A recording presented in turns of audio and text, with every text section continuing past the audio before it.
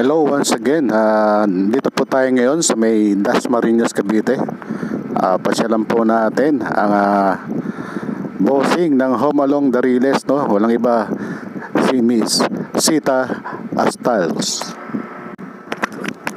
Kabayan, no? From Manila to Dasmariñas, Cavite. Pinahanap po ni Miss Mara Tamundong ang bahay po ni Miss Sita Astals. Bilangin ko natin baka kulang eh.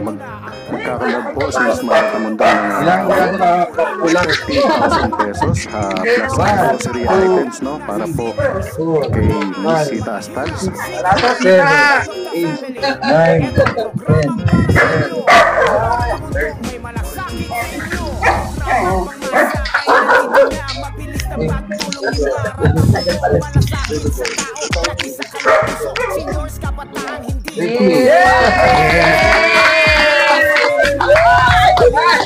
Talaga inakala na darating yun. Hindi ko inakala darating yun. Siyempre, nung bata pa lang ako, talagang inspiration pa tulad mo na nagbibigay sa bahay. Nagbibigay talaga ng oras. Kasi ngayon, pinasok ko yung politika ng talaga. Kaya, yung mga biyaya din na ibinigay sa akin ng Panginoon, talagang sabi ko, like, bakit ko ba?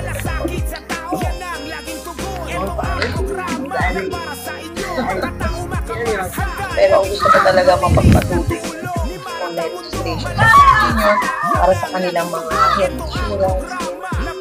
And at the same time, mabigyan natin ng inspirasyon ng mga kabataan na pagdating ng panahon, yakapin nila yung kaugalian niya. Mapagmahal siya, magbigay respeto sa mga siyempre, malaking contribution po. Kamusta naman po kayo? Mabuti naman po. Problema dito sa bahay kasi we're trying to sort out the owner. Actually, we're trying to find the owner. And itong pera na binigay ko sa amin ay makakatulong kasi i-excavate po namin yung banyo. Okay. So anyway, good luck po sa inyo. Ang wish ko lang talaga na sana hindi nawawala. Sana yung pagmamahal sa sarili at sa pamilya at sa mundo. Kasi ang gusto talaga sa lahat ng oras. Lagi niya tayo bibigyan talaga ng tayo. Naniniwala ko kasi ako talaga. Ang Panginoon talaga. Yun lamang kailangan natin tapaklagi yung paan natin sa lupa para hindi tayo magdaw at maramdaman natin talaga yung pagmamahal. Thank you. More power to you, guys. And just carry on. Sana dumating yung araw. Hindi lang ito. Hindi na kundi ito na mamahal. Sana. Sana nga po. Ito po, at least ay mapano lang. At ito po ako. Kasama natin ang mahal na si Bongbong Marcos. Siyempre, inspirasyon din natin sa pagtulong. Oo, nga ako lang kasing guwapo yan. Yes, tama. Napaka-eloquent pa. Hindi lang ba? Tayo masakal sa bridge. Natutuwa po talaga. Talagang kayo rin po ang isa sa mga naging akda noon. Kayo rin po, lalo na yung Sobel Rojas, malaking bagay. Alam mo yung Sobel Rojas? Yes, opo. Ay, naku, imagine, like hanggang ngayon, napapakinabangan po yung programa nyo na yun, yung pagsisikap nyo. Kaya how can I forget someone na nagbukas din ng daan para sa maraming tao dun sa Maynila. Alam mo yung daan na yun? Panahon, yung blueprint nun, panahon pa ng tatay ni President Bongbong Marcos. Talagang 1967 pa yung blueprint. Pero sa sobrang militante ng tao doon, sa area na yon at saka may area doon na pugad, kumbaga, ng mamamatay tao. Yes. Meron namang yung kabila, pugad ng drug pusher. Tama kayo dyan. Hindi nila mabuksan even during martial law. Dahil wow, imagine nyo, si Miss Sita Astals nagbukas noon. Hindi lang po ako. Talagang pinagtulungan po yun ng 6 na ahensya. Pero kayo po ang nagpursige. Malaking bagay yun kasi matrabaho, masakit sa ulo. Pagdating sa mga lupa, ang problema. Sa totoo lamang. Kaya nga po nung naririnig ko yun, nabubuksan yun, hindi ako makapaniwala. Talaga, i-open to. Pero nangyari. Ang maganda lang po, hanggang ngayon, napapakinabangan talaga. Accessible dahil nagkaroon na siya ng mas malapit na sa mga trabaho, yung mga nagtatrabaho sa Manila. So, ibig sabihin, paano po makakalimutan ng isang taga-Maynila yun? Kaya kung tatanungin niyo po ako, bakit ko hinanap si Misita Astal, siya lang naman po ang naging daan para magkaroon kami ng daan doon sa wala pong daanan noon. Ako, tubong San Andres, Bukid, Maynila po ako. Doon ako ipinanganak at lumaki mula sa ninuno hanggang sa ngayon po sa aking generation. Kangkungan pa po yung Estrada, wala pang bubong yung Dagone Market. Nandun na po ako. Actually, pinagsushootingan pa yung Estrada noon kasi meron siyang mga tulay-tulay po noon, Kangkungan. Madalas nagsushooting doon sila Rudy Fernandez. Kumbaga, nung time po na yun talagang yung memories ko masyado pong nagbabalik. So, after po no, yung project po nyo na yan, syempre naging very active po kayo noon.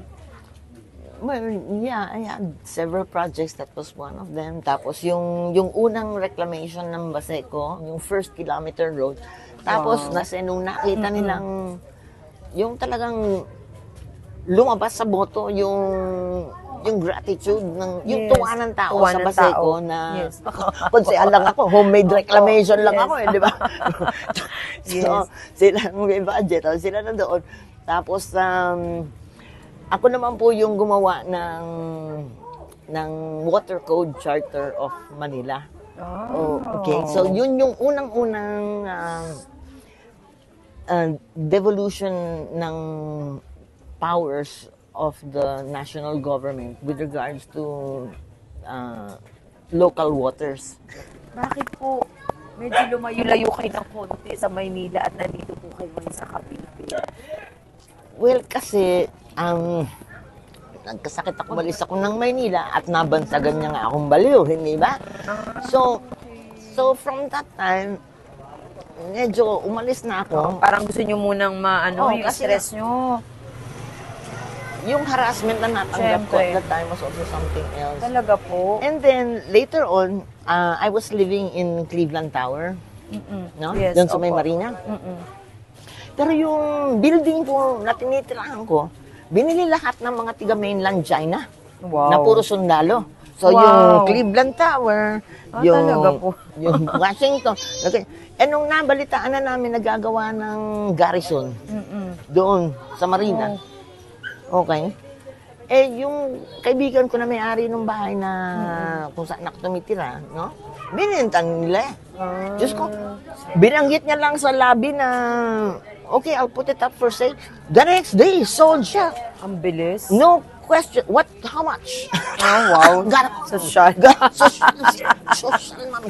Hindi talagang mawari itong mga insik kung saan nanggagaling yung pera niya. Tama. Ako. So, swerte nila, no? Parang sana tayo na lang yun para maibigay natin sa mga talaga nangangailangan din. Pero, ibig ko sabihin, dito naman po nakahanap kayo ng peace of mind. Siyempre, alam ko naman kung gaano ka-stressful talaga ang politics. Pero ibig sabihin, meron tayong mga paraan na kahit paano matanggal po yung stress natin, makahanap tayo ng ating yung ating lugar na magkakaroon tayo ng peace of mind. So dito naman po, okay naman po kayo dito. Okay naman. It's better kasi dito village na village, literal na village yung feel ng place, and then nandyan parang lang yung family lang po kayo dito, ano? Nandyan lang yung talipapa, malalakad mo, nandyan yung SM, may motor naman ako. Yes, so anywhere you can yung, go. Yung sweldo ko kahit maliit, kahit pa paano na ipagkakasya ko. Although minsan nagkakanda utang-utang na ako kasi hindi naman maiwasan, alam nyo naman. Kasi grabe yung inflation, ha? Tama po. Nung pandemic talagang hirap. Actually, yun ang medyo talagang naging struggle din ng mga Pilipino nung dumaan yung pandemic. Kasi hindi natin ini-expect lahat yun. So, kumbaga sa walang preparation, pero at least nakakatuwa na survive pa rin po natin. And I'm so happy na nandito po tayo ngayon, na nagkaharap tayo, na sino ba mag-aakala na after pandemic, magkakaroon pa tayo ng chance na magawa po yung mga bagay na gusto natin. Like itong pagtulong po. Ako, sa totoo lang, every time na bababa po ako ng barangay, kahit anywhere sa around Manila and outside Manila, talagang ini-enjoy ko lang po. Kasi yun din yung reason para hindi mo ba maisip ang mahirap na parang sa vacation, kung hindi gusto ko palitan na nakikita ko naman po sa inyo na kahit talaga naman chance po ba, ito last question, kung ang given the chance, kung halimbawa, tulungan ko po kayo makabalik sa